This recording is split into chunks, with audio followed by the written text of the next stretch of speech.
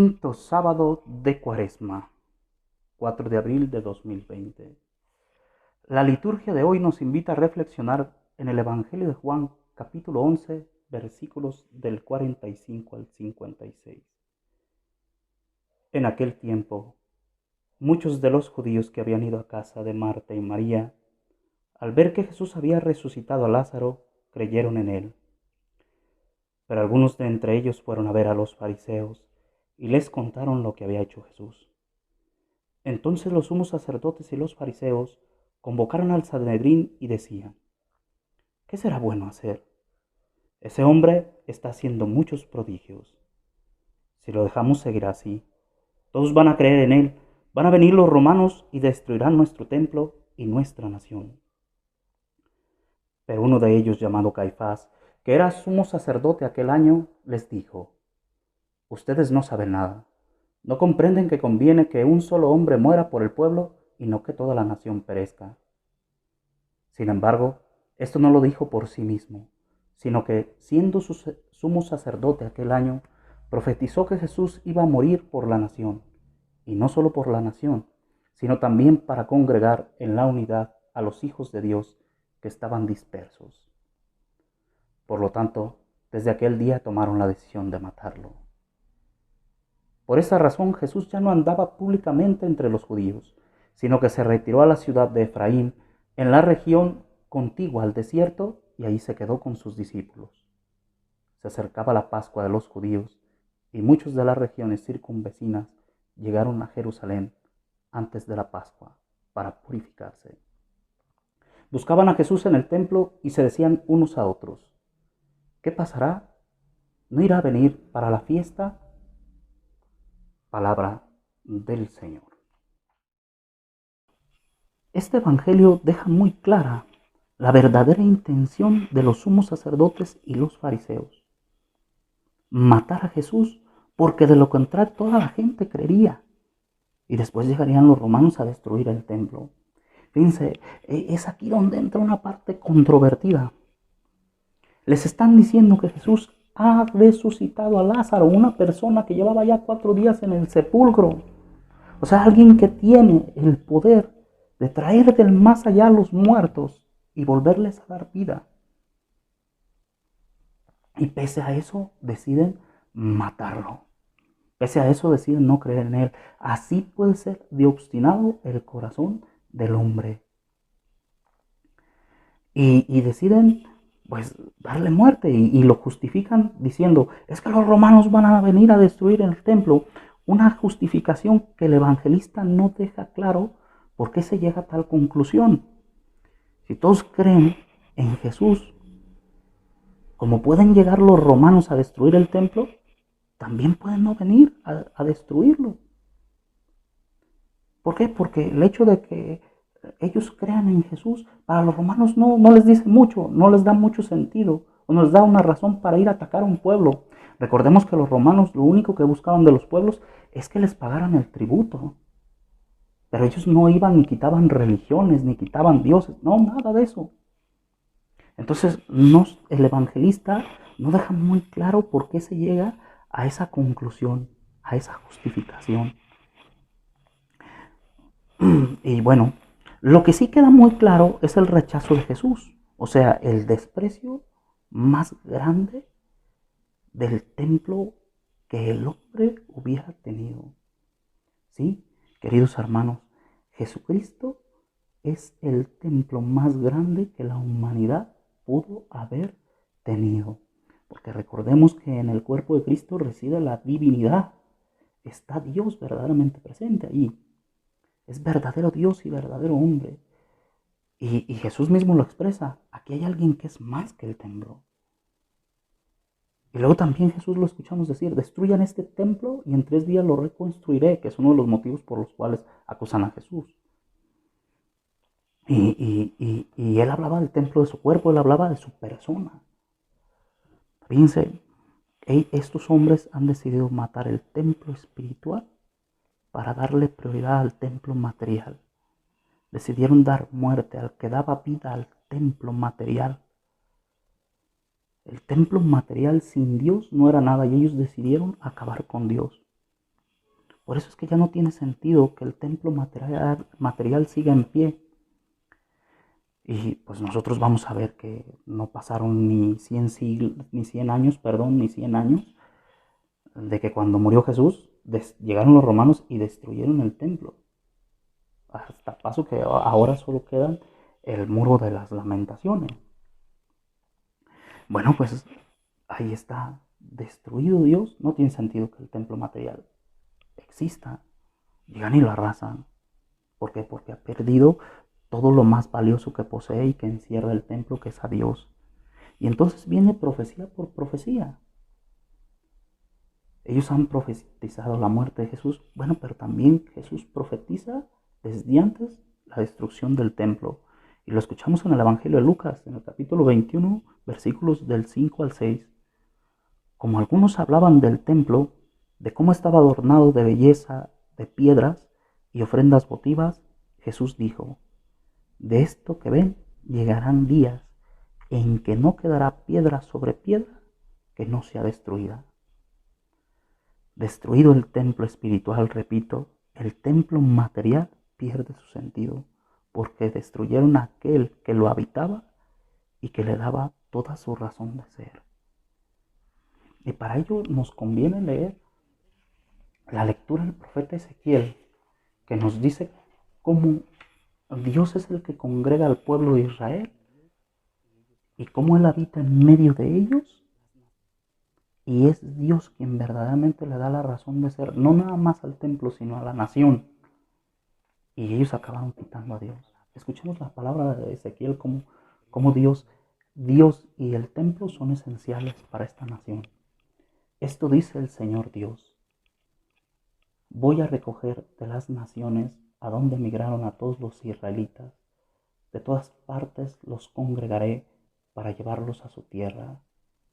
Haré de ellos un solo pueblo en mi tierra, en los montes de Israel. Habrá un solo rey para todos ellos y nunca más volverán a ser dos naciones, ni a dividirse en dos reinos.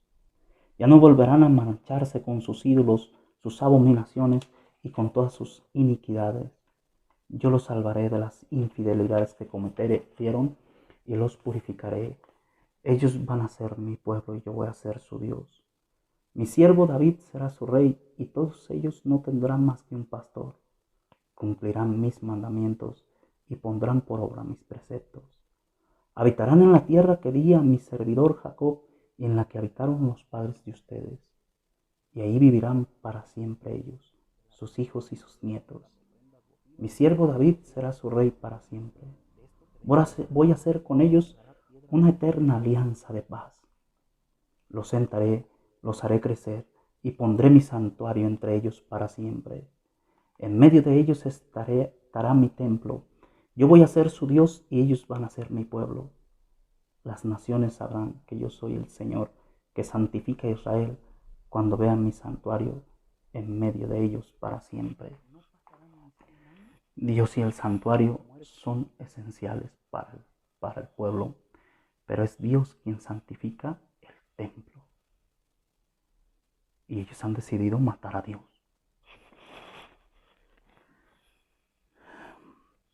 Esto no nos suena a algo parecido en la Sagrada Escritura, queridos hermanos. ¿No recordamos la parábola de los viñadores homicidas, los cuales dieron muerte al hijo para quedarse con la viña? Decidieron la muerte del dueño para quedarse con sus pertenencias, con su herencia. Es lo mismo que estamos escuchando aquí, lo mismo que sucede. Es otra profecía que Dios hizo a través de una parábola.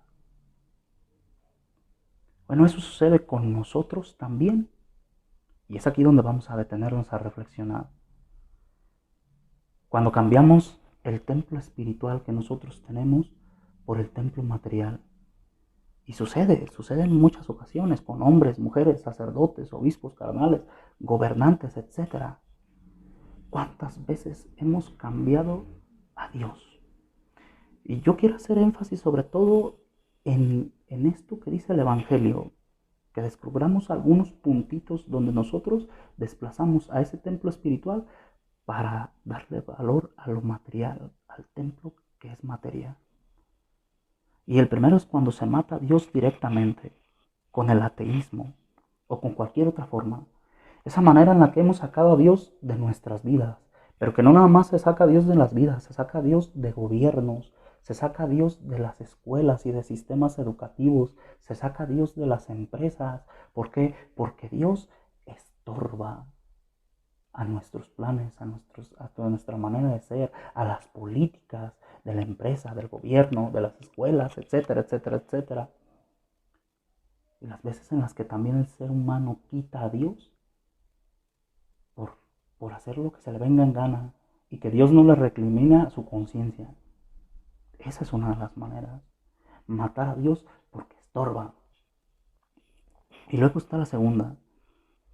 Cuando te rehusas a no solamente a no creer tú en Dios, sino que además no quieres que los demás crean. Fíjense cómo ellos se dan cuenta que resucita a un hombre, un gran milagro, pero tampoco quieren que el pueblo crea. Y ellos lo dicen, si lo dejamos seguir así, todos van a creer en él. Esas veces en las que nosotros también ni nos convertimos ni dejamos que otros se conviertan, ni creemos ni dejamos que otros crean.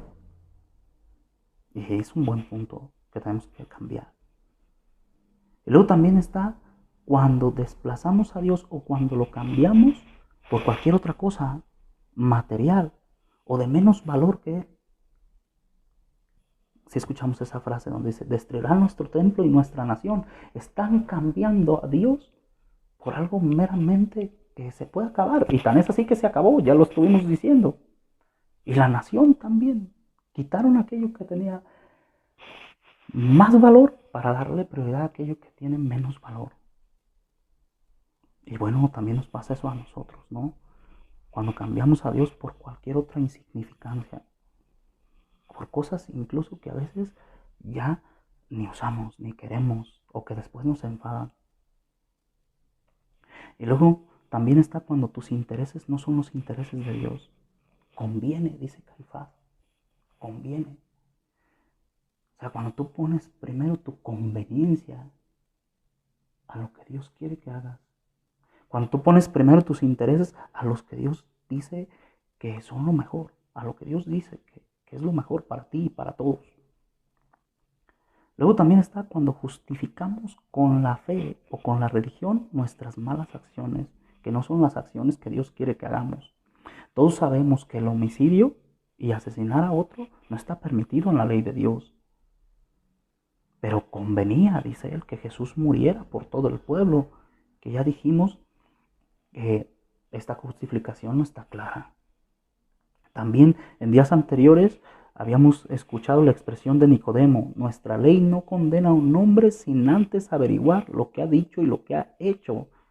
Ellos no averiguan ni qué ha resucitado a Lázaro, un gran milagro. Simplemente deciden darle muerte sin escucharlo, yendo en contra de la ley de Moisés. Bueno, ahí está otro punto a veces cuando se justifican con la misma religión o por la religión otras cosas que sabes que están en contra de lo que Dios manda. Bueno, ello nos invita a hacernos unas preguntas. ¿Cómo es que yo cambio el templo espiritual por el templo material? Otra pregunta.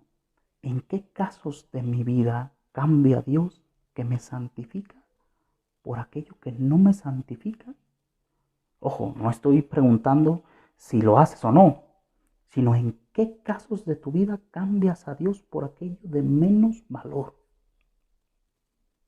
Y bueno, cada quien llegaremos a nuestras conclusiones, pero sí es bueno que nos pongamos a reflexionar en esto para que no cometamos los mismos errores de estos sumos sacerdotes y los fariseos. Que fíjense, siendo los que más cerca estaban, acabaron rechazando a Dios. Y con una ignorancia vencible, porque ellos pudieron ver, escuchado y pudieron verlo oído y pudieron haber creído, pero decidieron rechazarlo. Bueno, pues, ¿cuántas veces también no está Dios delante de nosotros y nosotros lo hacemos a un lado? ¿Cuántas veces no tenemos el mayor bien enfrente de nosotros y nosotros elegimos siempre lo peor? Pues detengamos a reflexionar, hermanos. Afectos y súplicas. Señor, ¿cuántas veces te he cambiado por cosas insignificantes? Sí, Señor, te he cambiado a ti, que eres la perla de gran valor, por aquellas cosas que ya ni siquiera me interesan. Perdóname, Señor, me he equivocado, ten misericordia de mí. Quiero cambiar y ser diferente. Quiero valorarte por encima de todas las cosas y por todo cuanto exista. Ámame tanto que mi voluntad jamás decida perderte.